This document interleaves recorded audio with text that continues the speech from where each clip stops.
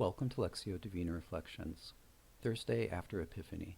From the responsorial psalm, from fraud and violence he shall redeem them, and precious shall their blood be in his sight. May they be prayed for continually. Day by day shall they bless him. Lord, every nation on earth will adore you. A reading from the Holy Gospel according to Luke.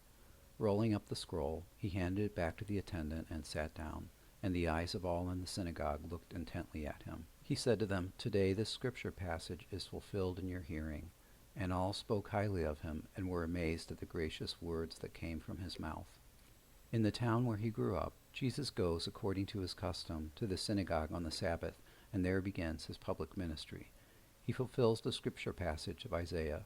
"The Spirit of the Lord is upon him. He is anointed to bring hope to the poor. He is sent to bring liberty to captives, sight to the blind, and to proclaim a year acceptable to the Lord."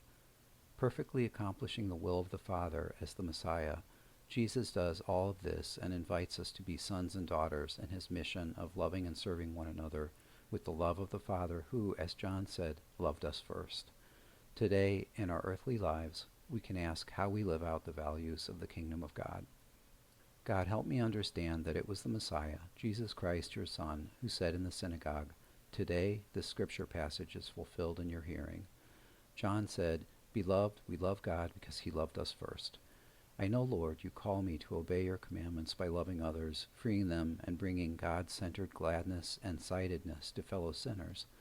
Let me hold on to the importance of this when loving others is difficult.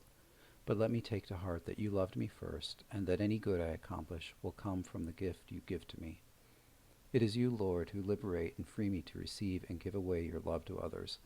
O God, the psalmist sings, with your judgment endow the king, and with your justice the king's son.